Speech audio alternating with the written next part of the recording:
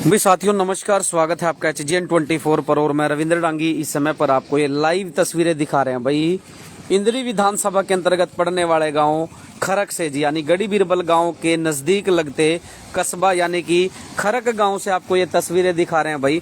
आप देख सकते हैं जहां पर मैं खड़ा हुआ हूं ये एक व्यक्ति की छत है जिनका जो घर है वो बिल्कुल सड़क के नजदीक लगते रिहायशी इलाके में पड़ता है। और उसके सामने आप देख सकते हैं किस प्रकार से कई सारे जो वन डिपार्टमेंट के जो पेड़ हैं यानी कि सफेदे के जो पेड़ हैं, पीपल के जो पेड़ हैं, वो इनके घरों के सामने खड़े हैं। और उसके बाद आप देख सकते हैं ये तस्वीरें आपको दिखा रहे हैं करनाल से वाया गड़ी बीरबल गुमथला यमुनानगर जाते हुए मार्ग से आपको ये तस्वीरें दिखाई जा रही है जी। आप देख सकते हैं बिल्कुल ये किस प्रकार से कल रात जो आंधी आई है उसने काफी तबाही मचाई है। रात भी हमने आपको तस्वीरें दिखाई थी किस प्रकार से तेज आंधी तूफान और बारिश के साथ काफी लोगों को, किसानों को किस प्रकार से नुकसान पहुंचा है। आखिर इसकी भरपाई कैसे होगी? कुदरत की मार लोगों पर पड़ते हुए नजर आ रही है। और आप देख सकते हैं बिल्कुल सामने जो पेड़ खड़ा है भाई सफेदे का पेड़ है और उसके साथ ही गुजरती ये 11,000 हाई वोल्टेज की जो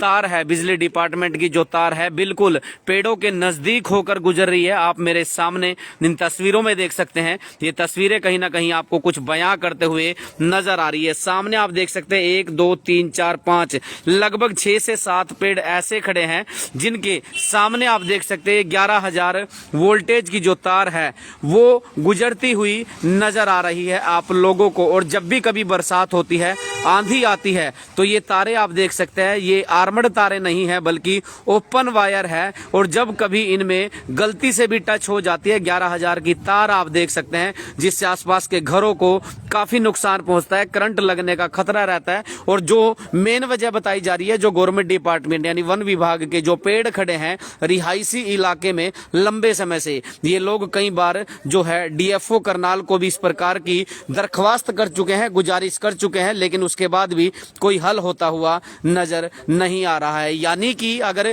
किसी अनहोनी का इंतजार है तो आप देख सकते हैं कल रात ही ये जो पेड़ है कितना भारी भरकम पेड़ सफेदे का जो सामने खड़ा हुआ है, इससे टहना टूट करके इस छत पर आन पड़ता है। ये छत आप देख सकते हैं इस छत पर आन पड़ता है जिसकी वजह से आप देख सकते हैं पूरी जो बाउंड्री बनी हुई है बाउंड्री टूट जाती है। साथ के साथ आप देख सकते हैं जो बिजली की तार है, जो कनेक्शन है इनके घर में आ रहा है, उस कनेक्शन को भी टूट जाता है, यानी कि वो कनेक्शन भी टूट जाता है जिसकी वजह से घर में करंट लगने का खतरा रहता है। परिवार के छोटे छोटे बच्चे यहाँ पर रहते हैं, पूरा परिवार जिस घर की छत पर मैं खड़ा हुआ हूँ इस घर की छत पर पूरा परिवार, इस घर की छत के नीचे पूरा परिवार रहता है। लेकिन आप देख सकते हैं कल जिस प्रकार से बारिश आई है, आंधी तूफान आया है, प्राकृतिक आपदा है, लेकिन जो ये जो प्रैक्टिकल आपदा सामने देख रहे हैं पेड़ पौधों की, इनकी वजह से काफी नुकसान का डर बना रहता है। क्योंकि कोई भी पेड़, अगर ये पूरा पेड़ ही टूट करके इस घर पर आन पड़ता है तो आप देख सकते हैं पूरा का पूरा घर तहस नहस हो सकता है। और या फिर ये पेड़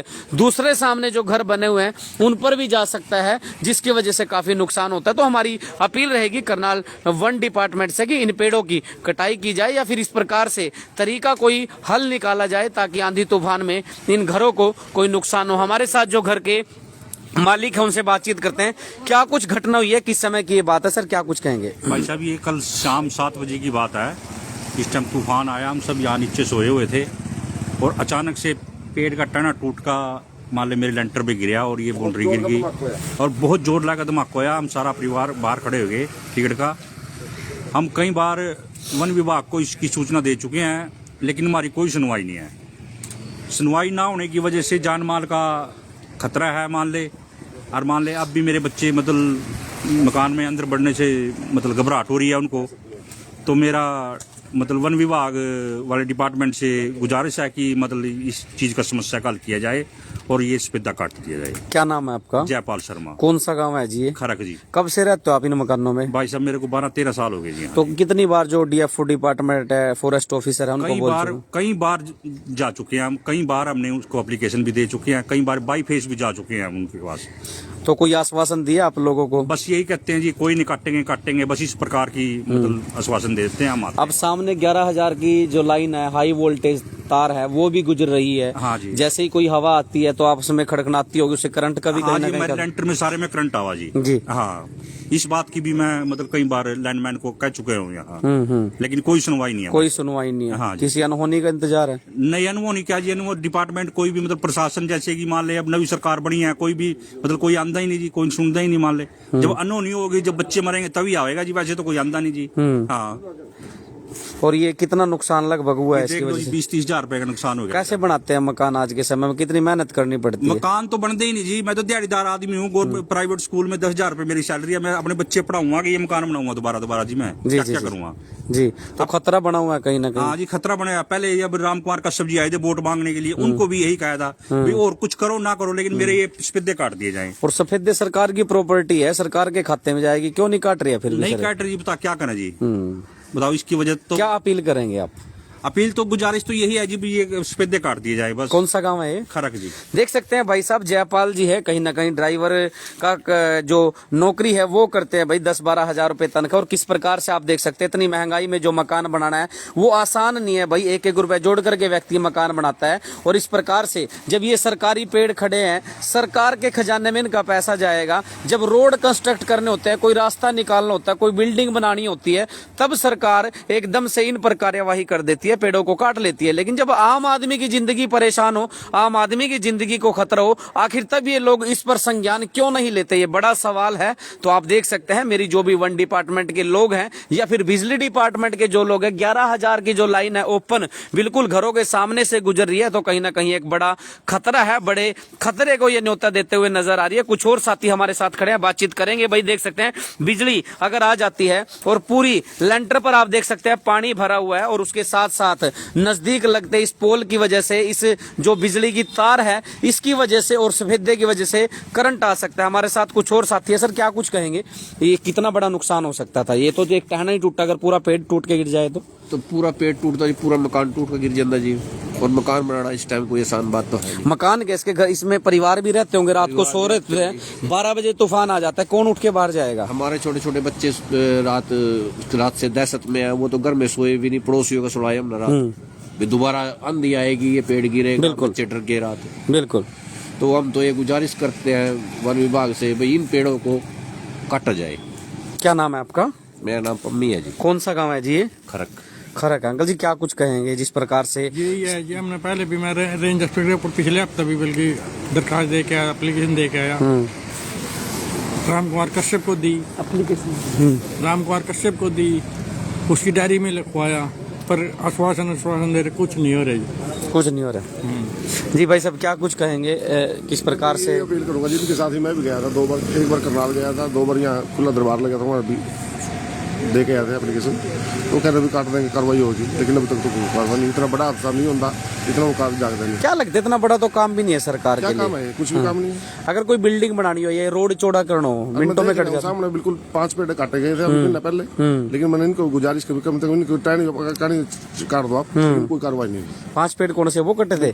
भैया देख सकते हैं सामने जो पेट्रोल पंप है, पेट्रोल पंप के सामने मैं आपको ये तस्वीरों में दिखा रहा हूँ, 1 2 3 ये तस्वीरों में आप देखिए, जूम करके अपने कैमरे को मैं दिखा रहा हूँ, 5 पेड़ खड़े थे सफेदे के पेट्रोल पंप के बिल्कुल सामने, खरक गांव के पेट्रोल पंप के बिल्कुल सामने 5 पेड़ खड़े थे। और 5 पेड़ तो छोड़िएगा, मैं आपको इतनी सारी तस्वीरें दिखाऊंगा जो करनाल गुमथला से जो वाया गड़ी बिरबल से करनाल ये मार्ग जाता है, लगातार पिछले 1 महीने से पेड़ों की कटाई चल रही है। सूखे पेड़ काटे जा रहे हैं, साथ के साथ सूखे के साथ साथ गिल्ले पेड़ भी भेंट चढ़ा दिए जाते हैं। और इसके बाद गड़ी बिरबल से जो रास्ता इंद्री की तरफ गया हुआ है, पेट्रोल पंप एक नया निर्माण हो रहा है, उस पेट्रोल पंप के सामने भी कई पेड़ों को बलि चढ़ाया जा रहा है। उन पेड़ों की बलि तो चढ़ाई जा रही है, सूखे पेड़ का टेंडर लगा दिया जाता है, काट लिए जाते हैं, लेकिन ये जनता के घरों के सामने यानी जो रिहायशी इलाका है उसके सामने भारी भरकम पेड़ खटे हैं। आखिर इन पर कार्यवाही क्यों नहीं होती भाई साहब? क्या कोई मतलब अनहोनी का इंतजार है सरकार को? तो मेरी आप दर्शकों से अपील रहेगी, अगर आप इस खबर को शेयर करिएंगे तो कम से कम प्रशासन की कान